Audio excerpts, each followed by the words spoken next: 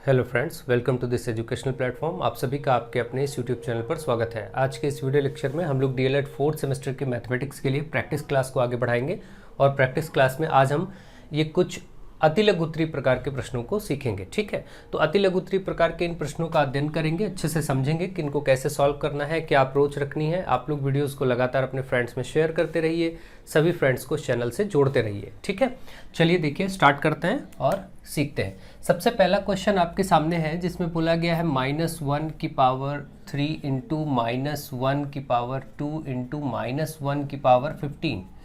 देखिए, कोई भी पावर -1 पर जब भी हो और कैलकुलेशन करना हो तो आप सिंपल समझिए।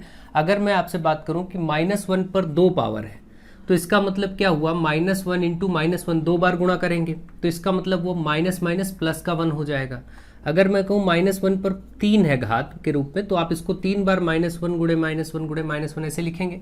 तो माइनस, देखिए एक एकम एक एकम एक, ये तो एक ही रहेगा, बस सवाल ये है कि वो प्लस का 1 रहेगा या माइनस का 1 रहेगा।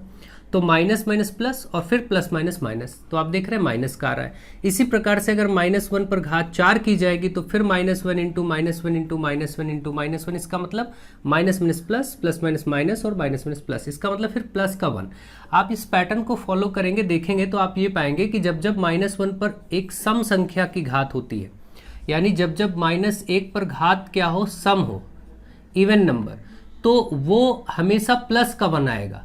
और एक रूल ये भी ध्यान रखिए, जब -1 पर संख्या विषम हो, विषम का मतलब क्या, 1 3 5 इस रूप में, तो वो माइनस का ही 1 आएगा, बस कितनी भी बड़ी संख्या क्यों ना हो, क्योंकि एक को आप चाहे कितनी बार, सैकड़ों बार भी गुणा करेंगे तो एक एकम एक ही रहेगा वो। ठीक है, जैसे मैं आपसे कहूँ -1 पर 45, तो ये एक विषम संख्या 45, इसलिए -1 आएगा। अगर मैं आपसे कहूँ -1 पर घात है 28, तो ये प्लस का 1 आएगा, क्योंकि 28 एक सम संख्या है। तो अगर सम संख्या हुई तो वो प्लस का 1, और -1 पर घात के रूप में विषम हुआ तो माइनस का 1। ठीक है, यानी -1 पर सम संख्या तो प्लस का 1। जैसे मैं आपसे कहूँ कि भाई -1 पर 238, इसका कितना मान होगा, तो आप देख रहे हैं 238 एक सम संख्या है, इसलिए +1 ही आएगा। ठीक है, इसको सॉल्व करने के, समझने के लिए कुछ भी आपको सोचना नहीं, केवल सम और विषम का कॉन्सेप्ट। तो आई होप आप कॉन्सेप्ट समझ गए होंगे। अब चलिए इस कॉन्सेप्ट को अप्लाई करके इस क्वेश्चन को सॉल्व कर लेते हैं। ठीक है, देखिए आपसे बोला गया है इसमें -1 पर घात 3, 3 क्या है, 3 एक विषम संख्या है, इसलिए यहाँ पर क्या आएगा, माइनस का ही 1 आएगा। फिर गुणा लगा, इस -1 पर 2 है, ये एक सम संख्या है, इसलिए प्लस का 1 आएगा। गुणा लगाई, ये चीज़ माइनस पर विषम संख्या, तो ये माइनस का ही 1 आएगा। अब आप देख रहे हैं कि माइनस प्लस माइनस होता है और फिर माइनस माइनस प्लस हो जाएगा। ठीक है, आप सभी ये बातें जानते हैं कि प्लस प्लस अगर समान साइन है तो ये प्लस ही रहता है, माइनस माइनस है तो ये प्लस हो जाता है। अगर हम इन चिन्हों को गुणा करें, ये ध्यान रखिए, गुणा करने पर ये रूल होता है। अगर प्लस और प्लस का गुणा करेंगे तो प्लस में आएगा, माइनस माइनस का गुणा करेंगे तो प्लस आएगा, माइनस और प्लस अगर विपरीत चिन्ह है तो माइनस ही आएगा, पहला प्लस दूसरा माइनस तो भी माइनस, इसका मतलब विपरीत चिन्ह है तो माइनस, समान चिन्ह है तो प्लस। ये गुणा करी जाए संख्या है, जैसे कभी -2 गुणे -3 गुणा करना है तो ये समान चिन्ह है, 2 3 6, आप प्लस का 6 बोलेंगे। ठीक है, ये सब बेसिक चीज़ें आप सभी जानते हैं, ये बहुत ही बेसिक बातें हैं, इनको आप पहले से जानते हैं। तो आप देख रहे हैं कि माइनस प्लस माइनस और फिर माइनस माइनस प्लस, यानी ये प्लस का 1 उत्तर आ गया आपका। ठीक है, कोई भी प्रश्न अब इस प्रकार से आए, मान लीजिए कि इस तरीके से आपसे बोला जाए कि भाई इसका आप आंसर बताइए, तो अब आप देखिए, आप देखेंगे कि ये विषम संख्या 249, इसलिए इससे -1 ही आएगा। ये आपकी सम संख्या है, यहाँ पर माइनस, ये आपकी सम संख्या है 32, सम संख्या, तो इसका मतलब ये प्लस का 1 आएगा, और ये भी सम संख्या तो ये प्लस का 1 आएगा, 48। ठीक, 48 भी सम है। तो इस तरीके से आप देख रहे हैं कि प्लस प्लस प्लस ही रहेगा और फिर प्लस माइनस माइनस, यहाँ से माइनस का 1 आ जाएगा। ठीक है, तो आप इन चीज़ों को ध्यान से समझिए और इनको सॉल्व करने का प्रयास करिए। ठीक है, तो आई होप अब -1 से संबंधित प्रश्न अगर आते हैं तो आप लोग उसको समझ जाएंगे with concept. Next question, question number 2, यहाँ पर बोला गया है 3/4 पर 2 इंटू फिर से 3/4 इस पर पावर 6 इंटू 4/3 इस पे पावर -5। ठीक है, तो इसको सॉल्व करने के लिए आपको मैंने कुछ रूल्स बताए हैं, आपको बहुत अच्छे से मालूम है कि अगर हमें 3/4, यहाँ भी 3/4, यहाँ 4/3 है। मैंने आपको एक रूल बताया कि अगर a/b यानी a बटा b कोई भी संख्या बटे में लिखी हो और उस पर कोई घात माइनस में हो, कोई भी संख्या माइनस में लिखी हो, तो आप इसको अगर पलट देंगे b बटा a कर देंगे, b ऊपर a नीचे, मतलब नीचे वाली संख्या ऊपर, ये आप भिन्न को पलट देंगे तो ये घात जो है ये प्लस हो जाएगी। ये बात हमेशा ध्यान रखें, मतलब घात का चिन्ह बदल जाता है, ठीक है। जैसे कभी भी मान लीजिए 5/3 है और इस पर -2 लगा है, तो आप इसको जैसे ही 3/5 करेंगे पलट के, तुरंत ही ये -2 + 2 में बदल जाएगा। ठीक इसी प्रकार यहाँ देखिए, इसको तो हम ऐसे नोट कर लेंगे एक बार, और यहाँ पर हम जैसे इसको पलटेंगे 3/4 करेंगे, तुरंत ही ये घात माइनस की बजाय प्लस हो जाएगी, ठीक है। तो ये बात आपको अच्छे से समझ में आ गई होगी कि ये कैसे होगा। अब इसके बाद देखिए, अब इसके बाद आप क्या करेंगे, सभी का बेस समान है, तो आपको एक रूल और मैंने समझाया, जब भी घातों का संख्याओं का आधार समान हो और उन पे घाते अलग अलग हो, गुणा करना हो तो घाते जुड़ जाती, a पर घाते ये m+n जुड़ जाता है, ठीक है। तो इसी प्रकार से यहाँ देखिए घाते सबकी समान है, तो अब आपको क्या करना, 3/4 ऐसे ही लिखना और इन पर सब पर घाते जो है वो जुड़ जाएंगी, यानी कि 2 + 6 + 5। तो इसका मतलब आप देख रहे हैं कि 3/4 पर घात कितनी आ गई, 6 2 8 5 13, है ना। ये 3/4 पर घात 13 आ गए। यही आप उत्तर कर दीजिए, क्योंकि इतनी बड़ी घात आप सॉल्व करेंगे तो बहुत मुश्किल होगी, इसलिए आप ऐसे ही यहीं छोड़ देंगे, ठीक है। तो आई होप आप इस प्रश्न को भी बहुत अच्छे से समझ गए होंगे कि कैसे इसको करना था, कैसे ऐसे अप्रोचेस करनी है। कोई भी प्रश्न ऐसा लिखा हो, सपोज ऐसे लिखा 7/5 और इस पर आपका घात में 3 है, गुणे 5/7 है और इस पर घात में 2 है, और गुणे फिर आप सपोज यहाँ पर फिर से 7/5 है और यहाँ पर आपका घात में 2 है। तो देखिए इसको कैलकुलेट कैसे करेंगे, आप इसको समझिए। देखिए 7/5 ऐसे ही रहने दीजिए, घात में 3, इसको भी 7/5 बना दीजिए। जैसे ही ऊपर नीचे स्विच करेंगे, पलटेंगे भिन्न को, वैसे ही ये घात माइनस में हो जाएगी, ठीक है। ये घात आपकी माइनस में हो जाएगी।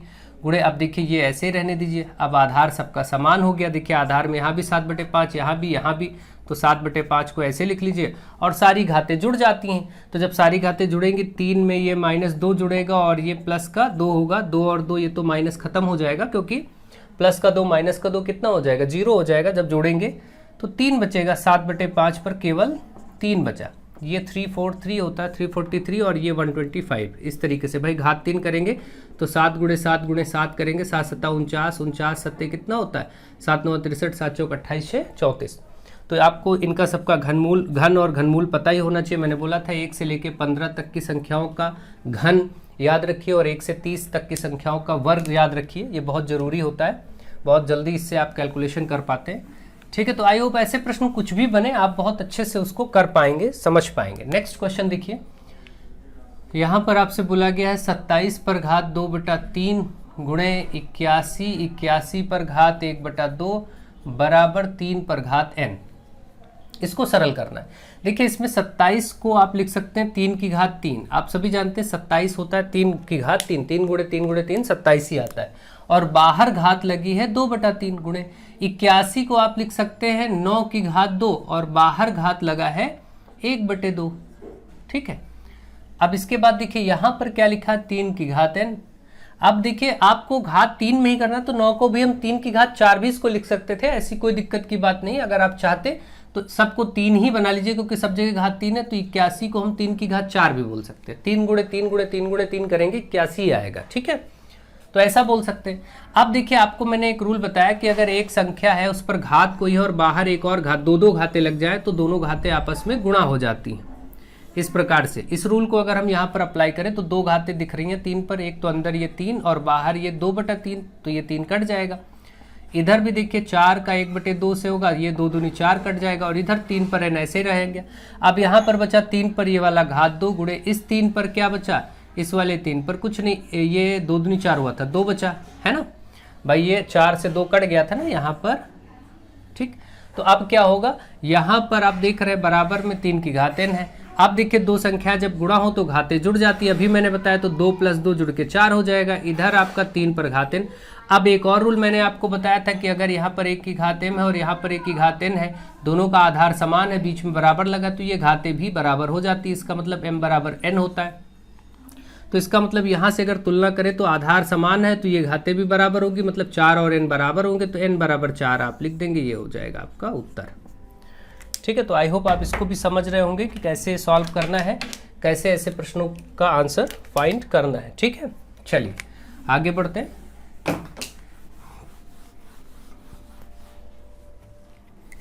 नेक्स्ट क्वेश्चन, और आप लोगों को मैं बताना चाहूँगा कि आप लोगों के लिए 4th सेमेस्टर की जो सीरीज़ है वो मार्केट में बहुत ही जल्द अवेलेबल होने वाली है। आपके लिए 2-3 दिनों में आपके शहरों में भी मिलने लगेगी, और जिन लोगों को नहीं मिलती हैं उन लोगों के लिए हम लोग एक वीडियो जारी करेंगे। उसमें आपको कॉन्टैक्ट नंबर दिया जाएगा, आप गूगल पे, फ़ोनपे के माध्यम से पेमेंट करके अपना ऑर्डर करके मंगवा सकते हैं। ठीक है, तो 4th सेमेस्टर के लिए स्पेशली जो मैथ की सीरीज़ आप लोगों की जो पूरी सीरीज़ है वो पूरा सेट आपका कंप्लीट हो चुका है, जो बहुत जल्दी मार्केट में अवेलेबल होने वाला है। ठीक है, तो जिन लोगों को इंटरेस्ट होगा वो लोग ऑर्डर कर सकते हैं। चलिए अभी के लिए फिलहाल क्वेश्चन नंबर 4 पर फोकस करते हैं। यहाँ पर बोला गया है 3 की पावर 0 इंटू 3 की पावर -1 प्लस 3 की पावर -2। इसको आपको हल करना है। तो जब भी किसी भी संख्या पर घात में 0 हो, जैसे यहाँ देखिए एक संख्या 3 पर 0, तो मैं मानता हूँ कोई भी संख्या, एनी नंबर एक्सेप्ट 0, 0 के अलावा कोई भी संख्या हो उस पर घात में 0 हो तो उसका मान 1 होता है। जैसे 1 की घात 0 तो 1, कुछ भी अगर यहाँ लिखा है x की घात 0 तो इसका मान 1, 3/2 ऐसे लिखा है बाहर घात में 0 तो इसका मान 1, कुछ भी लिखा है सपोज 175 लिखा है घात में बाहर 0 तो इसका मान 1।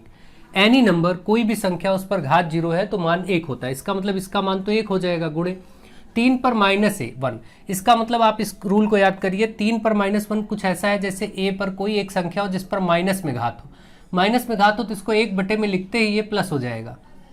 ये रूल होता है कि अगर किसी संख्या पर माइनस में घात है तो उसको जैसे 1/में लिखेंगे वो प्लस में हो जाएगा। ठीक है, तो यानी इसको हम ऐसे लिख सकते हैं 1/3 पर घात 1।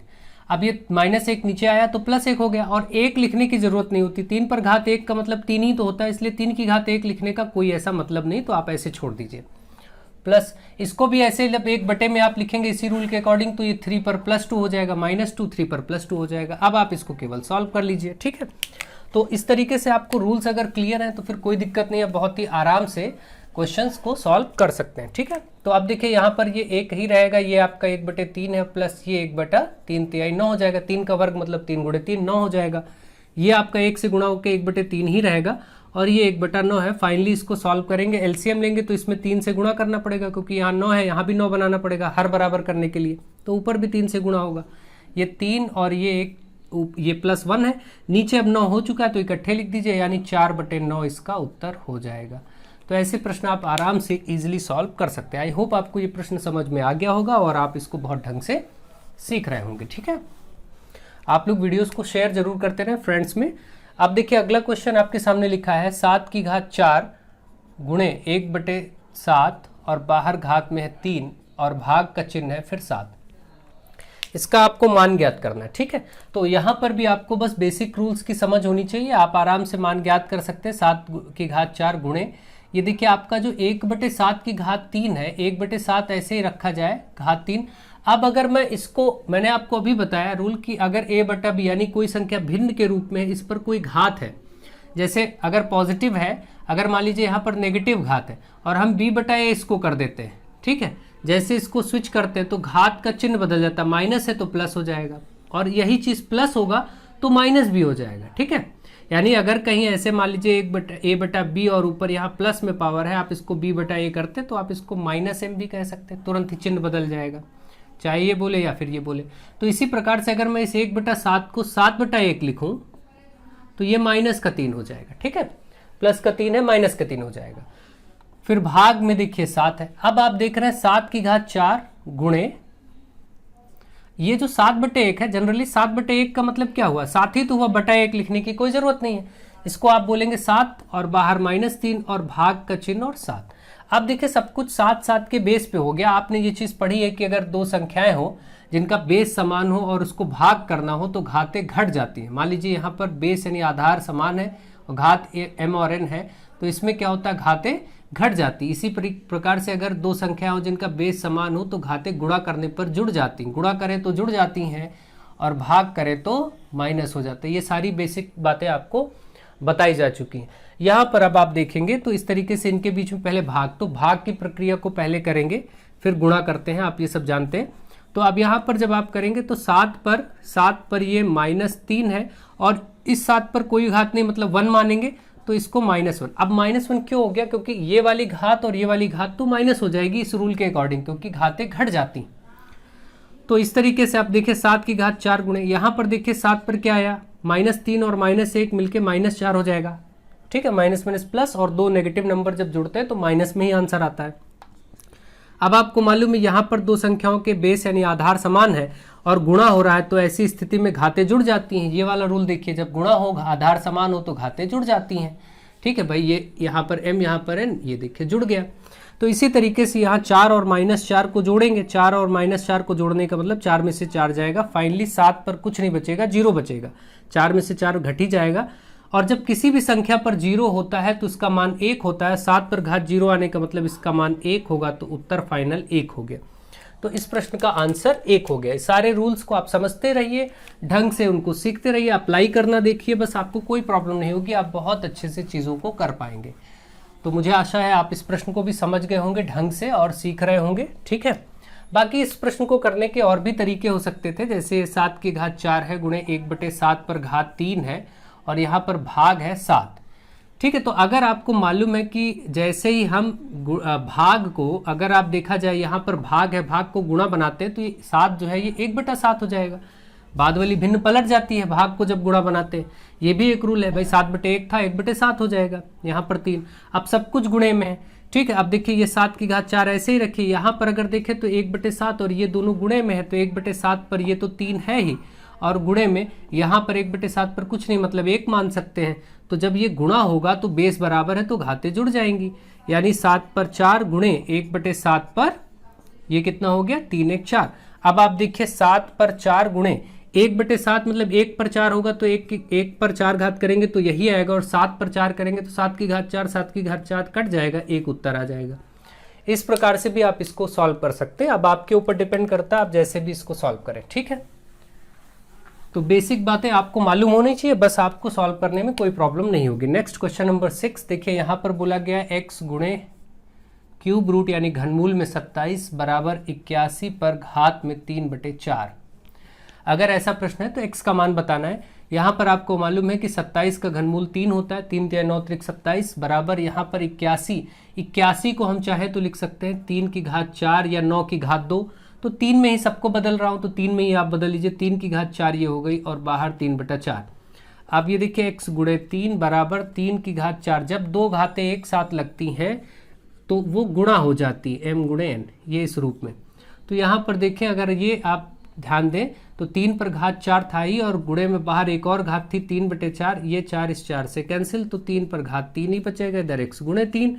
x गुणे 3 बराबर 3 की घात 3 का मतलब हुआ 27, ये गुणे में 3 उधर जाएगा बटे में हो जाएगा, तो 27 के नीचे बटे 3 9 27, फाइनल आंसर 9। ठीक है, इस तरीके से आपका आंसर आ गया 9। तो ऐसे प्रश्न जब भी आपको मिले आप इजीली उनको सॉल्व कर सकते हैं। चलिए आगे बढ़ते हैं। नेक्स्ट, क्या 243 एक पूर्ण घन संख्या है? तो अगर पूर्ण घन या पूर्ण वर्ग बताना है तो इनका पहले लासा लेना पड़ता है, इनके फैक्टर्स लेने पड़ते हैं। आप अभाज्य गुणनखंड करेंगे तो देखिए 3 से कट रहा है, 3 × 8 = 24, 3 × 1 = 3। ये 3 से देखिए 3 दूनी 6 और 3 × 7 = 21, फिर 3 से 3 9 27, 3 3 9, 3 1 = 3। इस प्रकार से आपने जैसे ही 243 के फैक्टर्स किए, गुणनखंड किए, वो आया 3 × 3 × 3 × 3 × 3 5 बार, है ना। अगर वो घन होगा तो सबके त्रिक बनने चाहिए। त्रिक का मतलब 3 3 की ग्रुपिंग हो जानी चाहिए। तो 3 बार, ये देखिए 3 तो मिल गया, लेकिन ये वाला 3 जो है ये 2 ही बार है, यहाँ तीसरा 3 गायब है, तो इसका मतलब यहाँ इसका त्रिक नहीं बन पा रहा है। ठीक, अगर ये ऐसा और होता 3 × 3 × 3 तो इसका भी त्रिक बन जाता, लेकिन ऐसा नहीं है, 2 ही बार है। क्योंकि त्रिक नहीं बन पा रहे हैं इसलिए ये पूर्ण घन संख्या नहीं है। पूर्ण घन संख्या वही होगी जिसका त्रिक बन जाए, 3 3 की ग्रुपिंग हो जाए, तो ये पूर्ण घन संख्या नहीं है। तो आप बोल देंगे अतः क्योंकि 3 के कम पूर्ण रूप से त्रिक नहीं बन पा रहे हैं, अतः 243 एक पूर्ण घन संख्या नहीं होगी। बस इतना लिख देना है, ठीक है। तो इस प्रकार से ये भी प्रश्न आपका हो जाएगा। तो ये हो गया। नेक्स्ट आपका है क्वेश्चन नंबर 8। 1296 वर्गमूल के अंदर है, बराबर में x स्क्वायर। तो x का मान, अब आपको मालूम है कि 1296 का आप वर्गमूल आराम से कर सकते हैं। 1296 का वर्गमूल आप करिए, 2 2 छंग 12, 2 छंग 12, 2 चौके 8, 2 अठे 16, 2 तिहाई 6, 2 दूनी 4, 2 चौके 8, 2 एकम 2, 2 छंग 12, 2 दूनी 4, 2 अठे 16, 2 एकम 2। अब ये तो 4 बार 3 आ ही जाएगा, आपको मालूम है। 3 27 3 81, 3 9 त्रिक 27, 3 3 9, 3 एकम 3। ये आपका आ चुका है। यहाँ पर आप देख रहे हैं तो रूट के अंदर आप 1296 को लिख सकते हैं 2 गुणे 2 गुणे 2 4 बार, और 3 गुणे 3 गुणे 3 3 बार, ठीक है। 2 छंग 12, यहाँ पर आप एक बार ढंग से देख लीजिए, शायद कुछ मिस्टेक हुई है। 2 छंग 12, 2 चौके 8 और 2 अठे 16, 2 तिहाई 6, 2 दूनी 4 और 2 चौके 8, 2 एकम 2, 12 2 छंग 12 और 2 दूनी 4, फिर 2 से किया तो 2 अठे 16, ठीक है। और ये 4 बार है तो ठीक है, 4 बार 2 है और 4 ही बार 3 है, सही है। तो आपका ये हो गया। अब आप देखिए यहाँ से वर्गमूल है तो 2 2 के जोड़े बनाए जाते हैं, 2 2 के जितने जोड़े बन जाते हैं वो बाहर हो जाते हैं। ये हो गया 2 और ये 3 2 बार है आपका, ये बाहर हो गया, बराबर में x स्क्वायर इधर है ही, 2 दूनी 4, 4 नवैया 36, ये गुणा करके आपका 36 आया, x स्क्वायर बराबर 36। तो x बराबर वर्ग जो है वर्गमूल हो जाएगा, वर्ग इधर वर्गमूल हो जाएगा, और 36 का वर्गमूल 6 आपका इसका आंसर हो जाएगा। तो इस प्रकार से आपका इस प्रश्न का आंसर हो गया 6, ठीक है। तो आई होप आपको ये भी प्रश्न बहुत अच्छे से समझ में आ गया होगा। अब चलिए नेक्स्ट क्वेश्चन की तरफ आगे बढ़ते हैं। क्वेश्चन नंबर 9, जो कि लिखा है x बटे रूट में 2.25 और बराबर 550, ठीक है। तो अब आपको x का मान बताना है। आपको मालूम है कि ये जो 2.25 है इसका वर्गमूल, इसको अगर दशमलव को हम थोड़ी देर के लिए ध्यान ना दें तो 225 से वर्गमूल है, और ये 15 का वर्ग होता है। 15 का वर्ग 225 आता है, तो 225 का वर्गमूल 15 आएगा, आपको मालूम है। तो इसको आप 15 लिख सकते हैं, लेकिन क्योंकि दशमलव था 2 अंकों पे, इसमें एक ही अंक पे आ जाएगा। क्योंकि जैसे ही आप क्या करेंगे, आप 2 इसको अगर आप करेंगे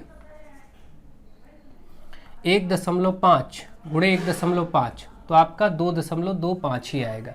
तो इसका मतलब 1.5 ही आया, बराबर का 550 ही आया। तो x बराबर 550 और गुणे ये आपका 1.5 हो जाएगा। तो इसका मतलब x बराबर, अब आप इसको गुणा कर लीजिए आराम से, 550 को 1.5 से, ठीक। 1.5 अगर आप ऐसे गुणा करेंगे तो दशमलव हटाएंगे, नीचे 10 आएगा, इससे 0 0 कट जाएगा। तो 55 गुणे 15 आपको केवल करना, यही आपका फाइनल आंसर हो जाएगा, 55 गुणे 15।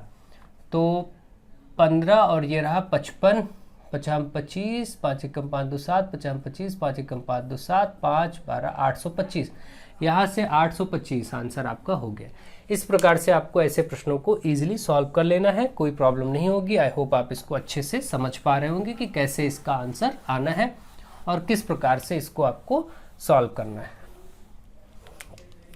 नेक्स्ट और लास्ट क्वेश्चन नंबर 10, यहाँ पर बोला गया है वर्गमूल के अंदर फिर घनमूल, और यहाँ पर बोला गया 64 गुणे 729, ठीक है। अब यहाँ देखिए बाहर वर्गमूल है, पहले घनमूल का आप अंदर सेक्शन सॉल्व करेंगे। घनमूल जैसे 64 का निकालेंगे तुरंत आपको मालूम है कि इसका घनमूल 4 होगा, 4 चौके 16 चौके 64, और 729 का 9 होगा, क्योंकि जब आप 9 गुणे 9 गुणे 9 करते हैं तो आपका 729 ही आता है। इस प्रकार से अंदर वर्गमूल में 9 चौके 36 हो जाएगा, और फिर 36 का वर्गमूल फाइनली 6 आंसर हो जाएगा आपका। तो इस तरीके से ऐसे प्रश्नों को आपको सॉल्व करना है। आई होप आप ऐसे प्रश्नों को बहुत अच्छे से सॉल्व कर सकेंगे। आप सारे रूल्स को ध्यान से देखिए, समझिए, ये सभी प्रश्न आप ढंग से कर सकेंगे। आपको प्रैक्टिस क्लासेस इस तरीके से प्रोवाइड होती रहेंगी। आप लोग अच्छे से स्टडी को एंजॉय करिए, पढ़िए, सीखिए, और एग्ज़ाम के लिए अपना बेहतर से बेहतर रणनीति बनाइए, तैयारी करिए, सीखिए, क्वालिफाई होइए और जल्दी से एक अच्छी जॉब पाइए, आगे बढ़िए। So thank you to all of you.